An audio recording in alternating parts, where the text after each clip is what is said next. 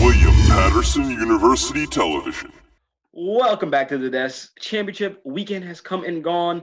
We have a lot to break down, guys. It's two teams left. We were in the end game last week. I don't know what to call ourselves now. We're in the double end game since there's only two teams left. Joe, we'll start with you. It was sad at Lambeau last Sunday. The number one seed Packers lost to the Buccaneers. The Buccaneers defense was suffocating. But what did you see from this game? Well, I saw a great game. Good defensive battle, I thought. A lot of people thought, and you look at the amount of points that were put up, you wouldn't expect the defenses to have played that sort of role. One thing I did see was the Packers offense just stalled terribly in the red zone. And that is really the reason why they lost. They picked field goals instead of touchdowns. The controversial play call from Matt LaFleur was really tough. And on the flip side, the Buccaneers, they continue to win, but I'd be very, very concerned about Tom Brady and his interception problem.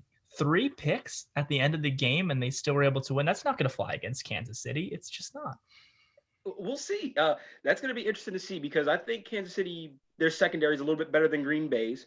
But Nijee, you were the only person who predicted the Tampa Bay Buccaneers to win last week. So what do you have to say from this game last week? You never bet on Tom. You never bet against Tom Brady unless he going against somebody like Eli or Nick Foles. If it's not them two, you don't bet against Tom Brady because he picks your worst part of your defense, your weakest link on your defense. After that Mike Evans touchdowns against Kevin King, he knew Kevin King wasn't a top notch, like wasn't one of their best corners, so he kept going at him. He went at him 2 times or 2 more times after that with Scotty Miller, and he went at him at the end of the game for that PI. Yeah, that's it. He did target him. If you look back at that game and look at all of Tampa Bay's bigger plays, I think they had about 5 big plays. 4 of them came against Kevin King. I think that is an issue. But Jimmy, what did you see from this? Because the Packers, they looked stagnant to start the game. Brady went up 7-0. That's key with Aaron Rodgers. If you're playing Aaron Rodgers, you get ahead of him. The defense did their job.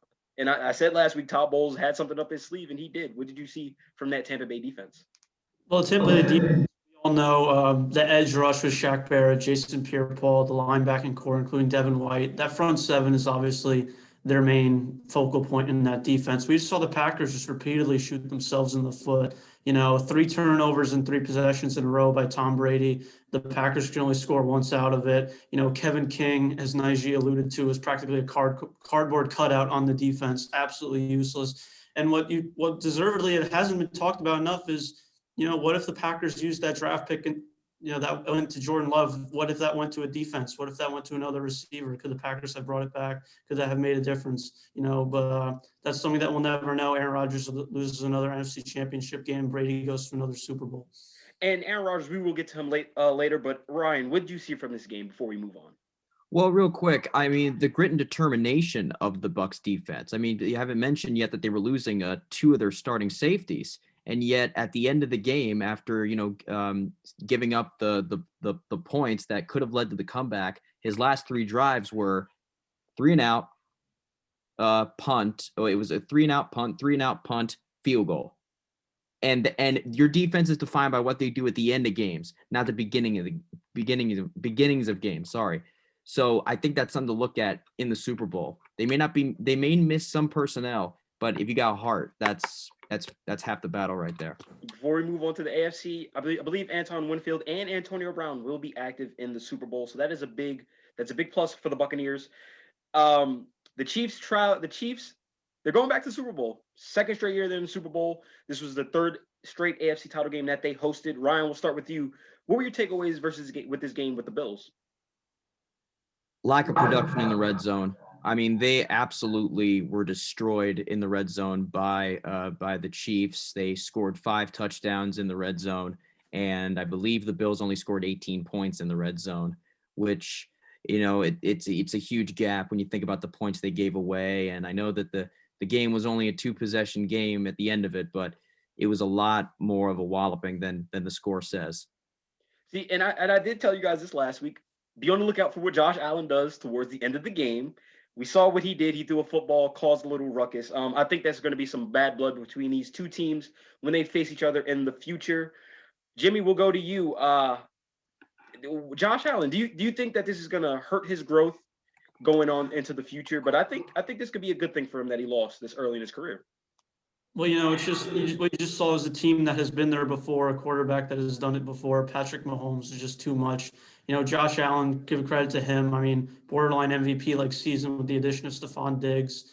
He had an amazing year. Brian Daboll, Sean McDermott, they've done a great job with him and developing him. He's going to continue to grow. They're going to be back. This is going to be the rivalry of the AFC for a long time. I think the Bills are going to be more of a thorn in the Chiefs' side than anyone else, and that includes the Ravens. They'll definitely be back. I mean, Josh Allen, just comes down to the Bills needing a better run game. That defense just being so brutal. Too many weapons on Kansas City. Najee? Yeah, Kansas just saw why they the champion in the first place. And too many weapons, like Jimmy said. And Patrick Mahomes, he made it seem like it was too easy for him.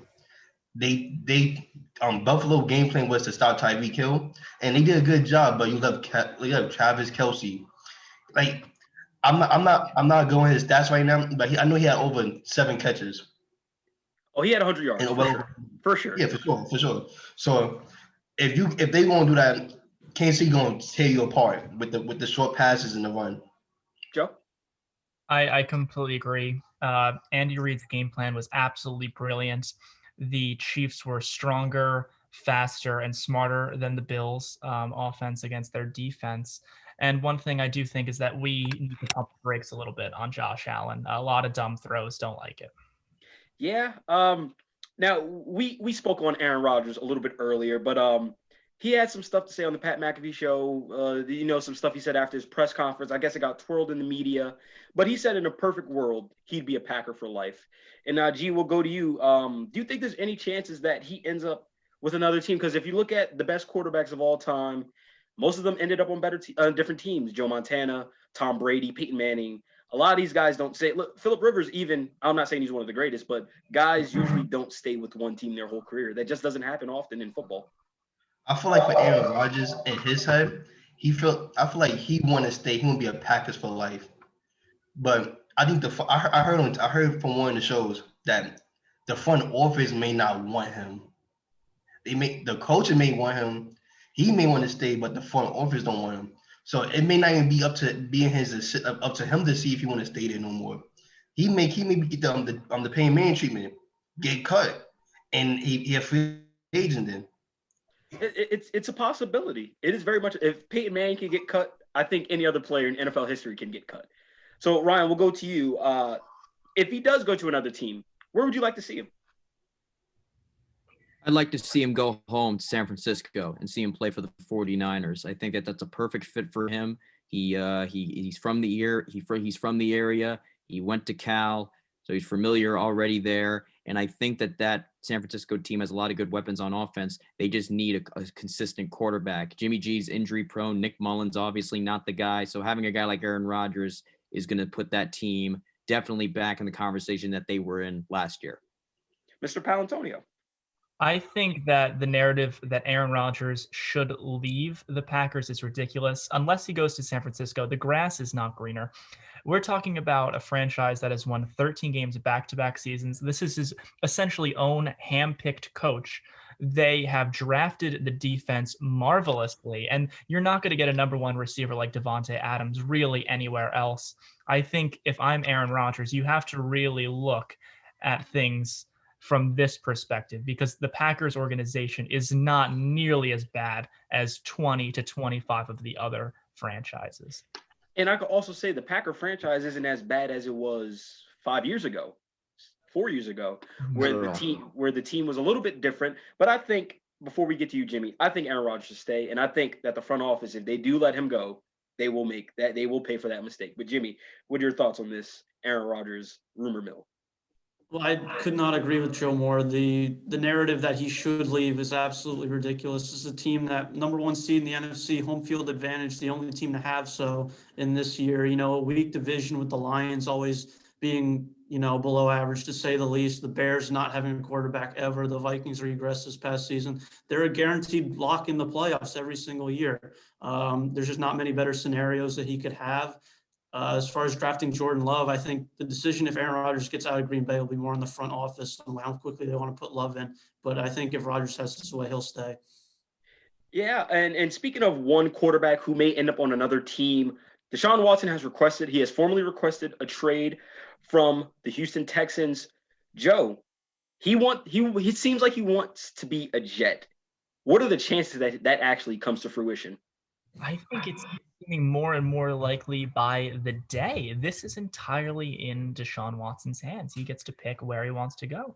And it seems to me like Coach Saleh and the Jets and potentially a number one wide receiver right there is exactly what Deshaun Watson wants. Do I think it's the best situation for him to win? Maybe not. But I think the culture that's being built at the Jets side of the Meadowlands cannot be understated. I'm looking forward to seeing Deshaun Watson don the green next season. It's going to be interesting if he does. Nijee, if he goes to the Jets, I'm not sure if this is a good situation going from a bad one to maybe a worser one, as the Jets have not had a good record in a very long time. I believe since 2015 when they went 10-6. Do you think he turns the Jets around if he becomes a New York Jet? With that, with Deshaun Watson is that type of QB that anywhere he goes, he makes you a playoff team. Basically, he put any team a step above like what he used to be a year before. But going to the Jets, it basically like going to a better version of Houston. It's similar problem. The O-line not even that good. So he go to the Jets if he wants to. He may take 2-3 years before they really be a good team that he really wanted them to be. Ryan? I agree completely. And I just hope that if and when that happens and the Jets still don't make the playoffs next year with Deshaun Watson as the quarterback, that the Jet fans don't place the blame on him, because that seems to be what happens in Jet country. They always blame the quarterback, right? But there's a lot more problems on that team that Deshaun Watson and even Saleh can't fix. And I do agree with that as well. Jimmy, let's just play devil advocate. Maybe he doesn't go to the Jets. If he goes to a different team, let's say the 49ers, which I think if he really wants to win, he requests a trade to the 49ers. If he's not a Jet, where would you like to see him next year? Because I think his time in Houston's done. I don't think that. I think that relationship's cracked forever. No, it's absolutely cracked, and the David Culley hiring is not going to do anything to fix it. I've said in the past, I think the Bears should absolutely do everything in their power to get him, no Pro Bowl quarterback since Jim McMahon, but to go with what you've been saying, the 49ers, I mean, Jimmy G, he can win you games with Deshaun Watson. He can win you Super Bowls if you get him. I mean, if Deshaun Watson is seriously looking to contend for the near future, he'll go with Kyle Shanahan. They got a lot of weapons there. The Jets, I mean, they have a lot more problems other than just Sam Darnold. I mean, Deshaun Watson's not going to be in too different of a situation as far as talent comparatively to Houston. So the Bears, the Colts, the 49ers, those are all teams that can win now. I'm not sure if the Texans will be willing to do a trade with them, considering they'll be having higher draft picks than teams like the Jets. But it's all up to Deshaun Watson, and it'll be interesting. Any team will be an instant playoff contender. Well, that is the truth. The ball is in his corner. I think he does have the leverage in this situation here. But that is all the time we have on this episode of WP Sports Desk. Join us next week as we will be breaking down the big game, Super Bowl 55. I believe same people probably will be here around to talk about it. I would like to thank all the cast and crew for coming out. Don't forget to follow us at Sports Desk WP on Twitter and Instagram for updates and more. I would like to thank everybody at WP TV, and a special thank you to our studio manager, Al Clarke. But for everyone at the desk, I'm Samory Rose. See you guys next week.